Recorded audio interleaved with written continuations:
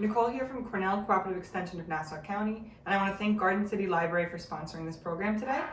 In the first segment, we're going to be discussing some of the health and nutritional benefits of some of our garden favorites, and in the second segment, we're going to be doing a fresh spring roll and dipping sauce with some pantry items and some items from my garden.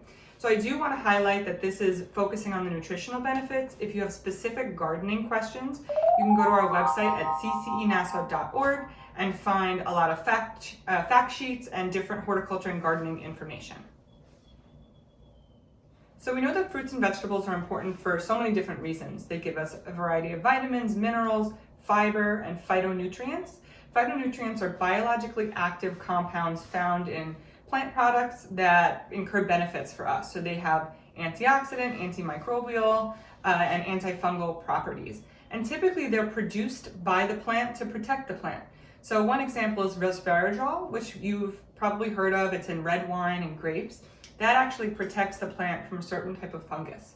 So these protective compounds are protecting the plant, and when we consume them, they protect us as well. And what's interesting is that the different colors of those fruits and vegetables typically represent an abundance of a certain nutrient in that fruit or vegetable. So although many of us have our favorite vegetables, I know I could eat mushrooms and broccoli all day for dinner, breakfast, lunch, everything, we do want to make sure that we're getting a variety. So we're getting a variety of those nutrients. That's why it's important to eat a rainbow. So we know that it's important to consume a variety of fruits and vegetables. And the American Heart Association recommends 8 or more servings of fruits and vegetables. That translates to about 4.5 cups of fruits and vegetables a day.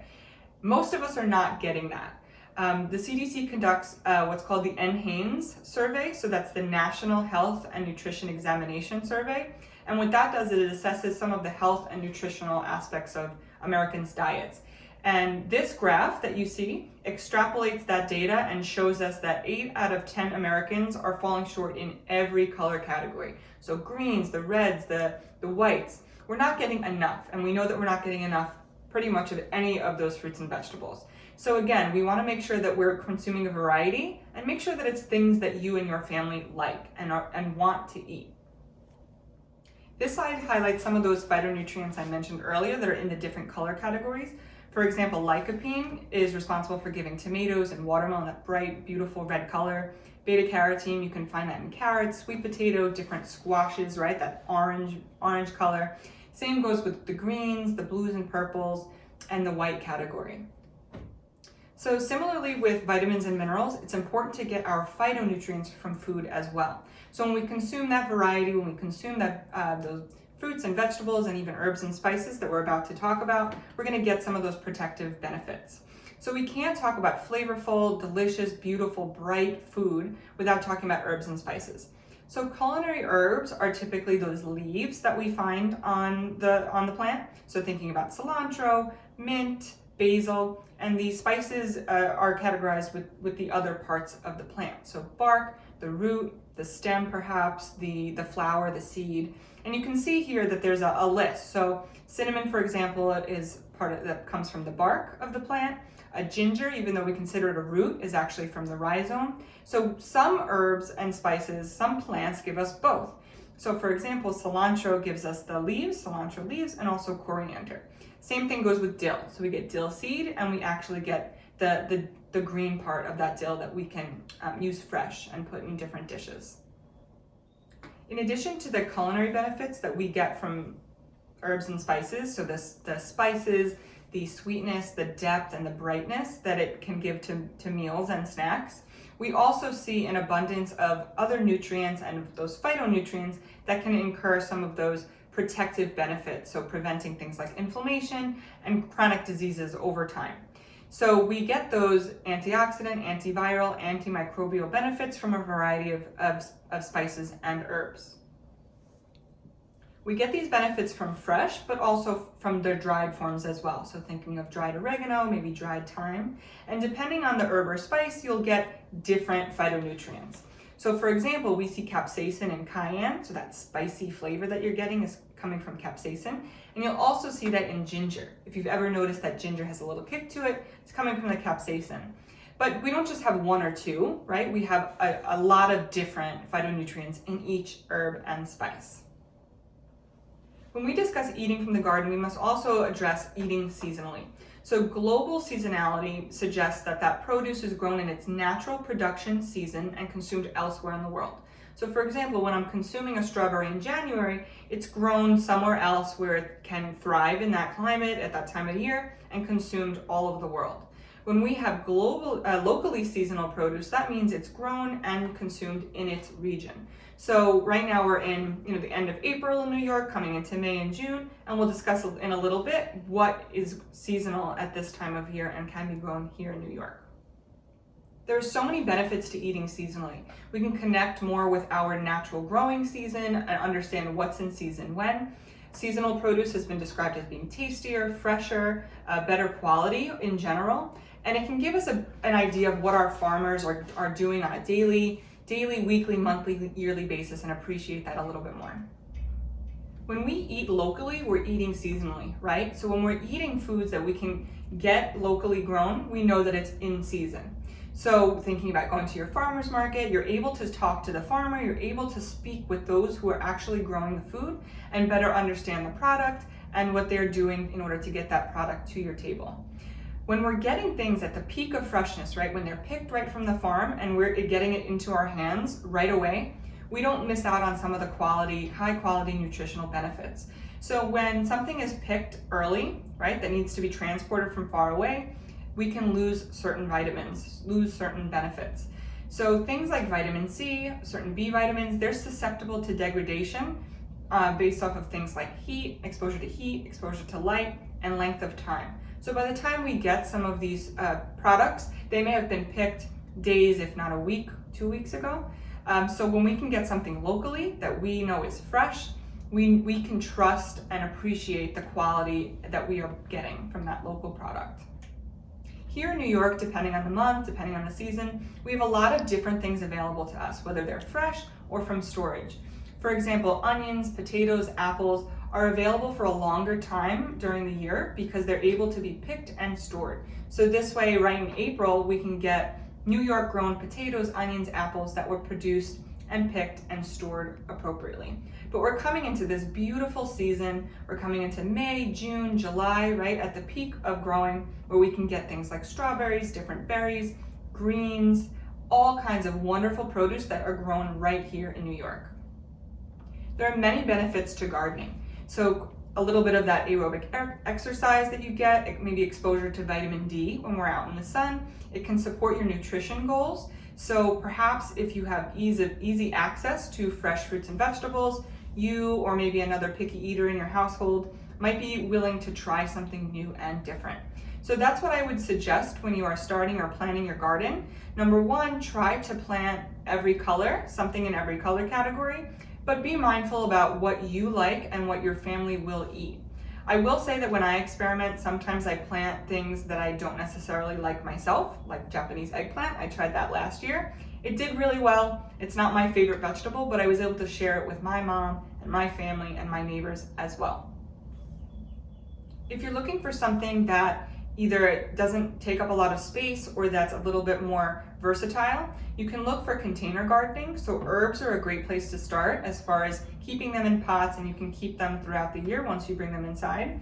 My time here, I will wind up planting this in the ground when I prepare my bed, but different herbs are especially nice to keep in containers in your kitchen so you can use them. I know I love my fresh basil, right? Growing it right from the pot gives me a lot of satisfaction. If you don't have the time, if you don't have the interest in gardening, there are still ways to support our local producers and to support your local seasonal produce consumption. So farm stands might look a little bit different this season depending on how things shake out, right, in our current circumstances. But farm stands, CSAs, they're a great way to support our local producers. So a CSA, it stands for Community Supported Agriculture. If you're not sure what that is, or if you're interested in finding one in your area, you can check out the CSA Alliance of Long Island, and it will give you a great snapshot of all different farms in the area that offer CSAs, different packages, different options depending on what's right for you, your family, and your budget. I belonged to a CSA last year, and I'm going to continue with that same CSA this year. So I essentially buy into the farm for a season. So I spend a certain amount of money in the beginning of the season. And between, say, June and November, every week I get to pick up a bundle of beautiful fruits and vegetables that I know were locally grown, and they even give me some tips over email about what I can do with those different fruits and vegetables. So sometimes I'm exposed to something I've never heard of or I've never cooked for my family, and it's a really fun way to increase your intake of fruits and vegetables, maybe try a new product that you've never had, and to support your local farmers. Now we're going to get into the delicious, exciting part, right? Where we're going to showcase how to make a fresh spring roll and dipping sauce. So I'm going to get everything set up, I'm going to wash my hands, and I'll be right back. All right, so we're going to start with the dipping sauce first. And again, it's important to remember to wash your hands anytime you're going to be handling food and before you eat. So I'm starting here with a 1/4 cup of peanut butter. When I do this workshop in person, I usually use sunflower seed butter just to eliminate some of those food allergies, some of those nut butter allergies. So sunflower seed butter is great. You can even use tahini. You can use peanut butter. You can use almond butter. You can use any nut butter. So I'm starting with a 1/4 cup of that. I'm going to add a tablespoon of my New York maple syrup.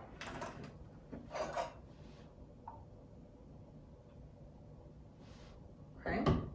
I'm going to add a tablespoon of light low sodium soy sauce. If you have a gluten or a soy allergy, or if you're avoiding those, you can also use liquid aminos. It'll still give you that umami flavor you're looking for.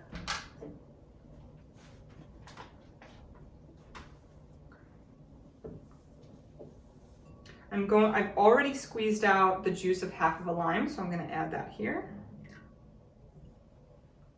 And then I'm going to add my spices. So I like things spicy, so I'm adding a little bit of red chili pepper flakes. I'm also going to add chili powder.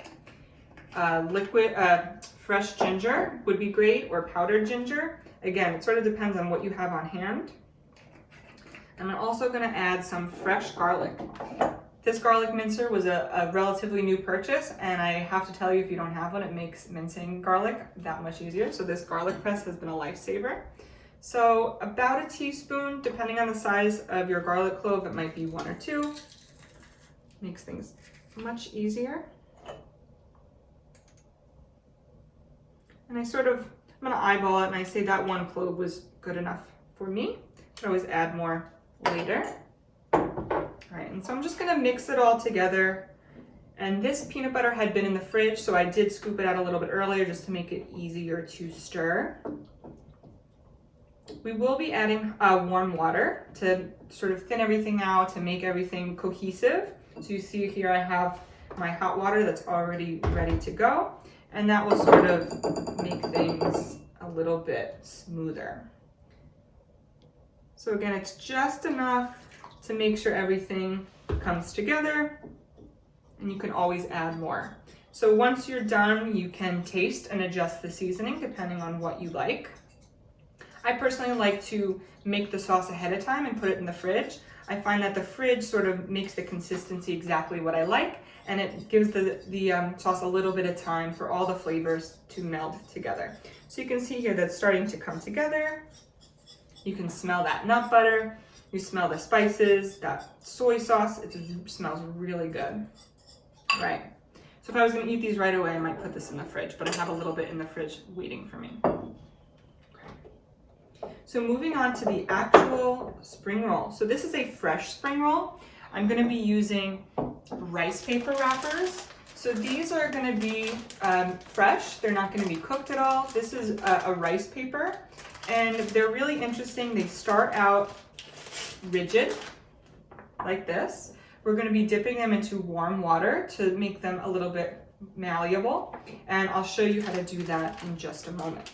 I do want to highlight the produce that I'm going to be using today. So I'm sure you guessed it, I try to eat as seasonally as possible, but you'll notice here that I do have some products from my garden. So my mint and my chives are doing really well already.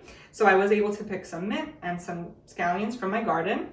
I also planted some cooler weather vegetables already, so I planted a few different types of lettuces and greens, so I have a little bit of lettuce. But I do supplement that with some other store-bought items. So I do have cucumber here, I have red bell pepper. These are things that I will be growing in my garden. So I wanted to give you an example of something realistic that you might see everything coming right from the garden, but it's okay if you don't have anything at all. You can adjust the ingredients based off of what you have, what you need, what you like. So you can also include a protein in this. So again, I'm trying to make sure that it's colorful. You can use mushrooms, you can use carrots. Carrots are great in this. I do also like different shapes. And you'll see when I lay down the cucumbers at first, it presents a really beautiful, fresh spring roll. So again, different herbs will give it so much beautiful, bright flavor. If I had it, I would also add cilantro, basil, Thai basil. The only herb that I have on hand right now is mint, and that is okay. So it might look different depending on what you have in your garden, what you have, left over in your crisper drawer, but you can feel free to be as creative as possible. It's also really fun to have everybody make their own. So maybe mine would have a little bit of tofu in it. If I was making this more of a main dish, maybe my husband's would have a little bit of chicken, but you can be super creative with this. So let's get started. So I have a somewhat shallow, wide dish that I'm going to put that warm water in. So you don't want it to be too hot because we will be handling this. And if it's hot, you can give it some time to cool down. So again, I'm gonna take this rice paper. You can see how rigid and almost plasticky it looks right now. You get my cutting board ready. So I'm gonna dip it in and sort of move it around to make sure that the entire paper gets wet. And you'll notice right away it changing texture. And what you're looking for is something that feels manageable and can work well without completely falling apart. And I will say, if this is your first time, you might have a few casualties. They might rip, they might sort of fold in on each other. That's okay. If you don't have access to these, I was able to get these from Amazon, but I usually get them from King Cullen when I go to the store. You can also make a lettuce wrap. You can use any sort of green that will fold up. All right, so I have it laid out, and I'm gonna start with the end. I'm gonna sort of make sure it's as big as I can possibly make it. And I'm gonna start with cucumber on the bottom, and you'll see why in a second. So I'm gonna lay it toward the end of that paper. I'm gonna add all of my goodies on top. So my lettuce, I have some bell peppers. If you are cutting carrots or bell peppers, I would try to avoid sharp ends if you can. So avoiding shredding the carrot because they can poke through. All right, so I have some scallions, my chives, excuse me. I'm gonna put my mint in here. Okay. And so the first thing I'm gonna do is fold the back over the top of all the veggies, right? And then I'm gonna fold in the sides and then continue the wrapping. And you might see it's sticking a little bit to my cutting board, but that's okay. So I'm gonna roll, roll. Okay. And so you'll see, but by putting the cucumber down first, you have this beautiful pattern. Again, if you had carrots, if you had more cucumber, if you really wanted to get it super detailed, it would look really beautiful. I'm gonna make another one. I'm gonna get this out of the way. Hopefully you can see me. So again, I'm taking this rice paper wrapper, make sure the water is not too hot, and then start just making sure the water gets over all the parts. You'll feel the texture immediately start to change. And again, if you leave it in the water for too long, it will get too soft, it will start to stick. Practice makes perfect, and mine are never perfect, but they're fun to make. All right. So again, you can see here how different the texture is. So I'm gonna spread it out on my cutting board. Start with the bottom. These do keep well in the fridge for a day or two. So if you wanted to make extras, maybe have them for lunch the next day or a snack. All right, so my chives, my lettuce, my bell peppers, of course my mint, and again the herbs, whatever herbs you do have on hand, will make it so bright, so delicious, very fresh tasting. So again, I'm going to start with the back and I'm going to roll that over the top. Then I'm going to fold in the sides.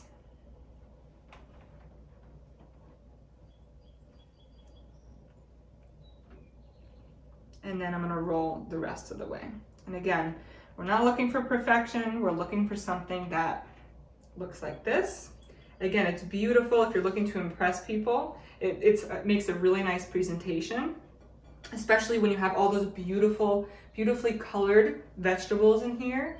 You can also add fruit if you'd like. I would say something like peaches or mango might make that beautiful tropical flavor stand out. And again, depending on what you have available, that's the best way to make it work for you. So during these times, maybe we have some ingredients missing from our favorite recipe. Maybe we're trying out a new recipe and you're not sure how to substitute. But it's really about having fun. It's really about making colorful food and making things fun for you, keeping things as interesting as they can be during these crazy times. So if you're interested in more information, nutritional information, recipes, gardening tips, you can go to ccenassau.org. Thank you so much.